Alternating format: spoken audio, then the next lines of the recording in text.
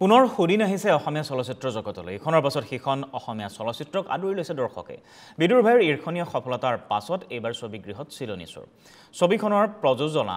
যোৰহাটৰ পৰেশ বৰাৰ বাংগালুৰুৰ বাসিন্দা পৰেশ বৰাৰ অসমীয়া সিনেমাক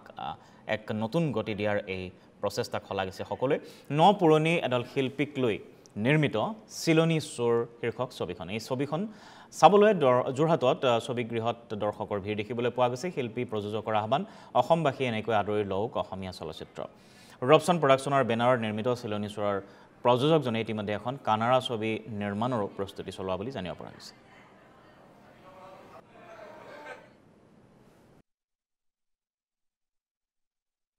চিলনী চোৰ চাই ভাল লাগিলে বিদুৰ ভাই পিছতে মানে এটো কমেডি যেটো হেৰি নহয় বিদুৰ ভাই পিছতে কৰিছে তেওঁলোকে হসাই ভাল লাগিলে আৰু আমাৰ সমাজৰ কাৰণে এটা তেওঁলোকে নিউজ এটা দি থৈ গল যে মানুহ মানে ভালো হ'ব পাৰি তাৰে হেতু মানে ওলাই গৈছে আৰু সিনেমাখনৰ জৰিয়তে ভাল লাগিলে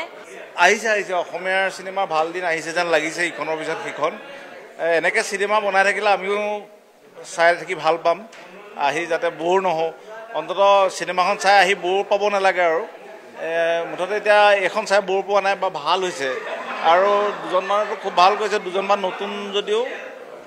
অলমোষ্ট ঠিক আছে ভাল হৈছে যিয়ে নহওক সিনেমাখন চিলনী চোৰ আৰু সিনেমাখন বৰ্তমান মিনিংলেছ নহয় মিনিংফুল বৰ্তমান চলি থকা ঘটনাবোৰৰ ওপৰতে ওলাইছে আৰু ভাল কৰিছে এতিয়া বৰ্তমান চলি থকাৰ ওপৰত লাগে আমি পুৰণা যুগৰলৈ বৰকৈ যাব নালাগে এতিয়া অতীতকটো ল'বই লাগিব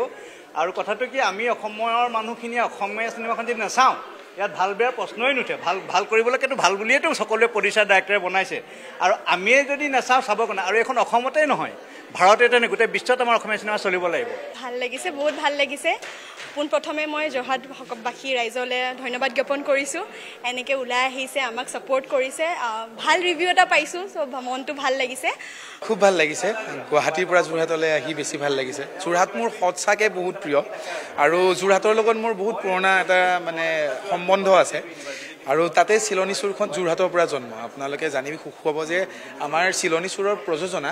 যিজন পৰেশ দা তেখেত যোৰহাটৰ হয় গতিকে যোৰহাটবাসীলৈ মই অনুৰোধ জনাইছোঁ যে যোৰহাটৰ সকলোৱে মানে চিনেমাখনক আঁকোৱালি ল'ব আৰু এইখন চিনেমাই যোৰহাটৰ ইতিহাস ৰচিব যেন লাগিছে নমস্কাৰ মই পৰেশ বৰা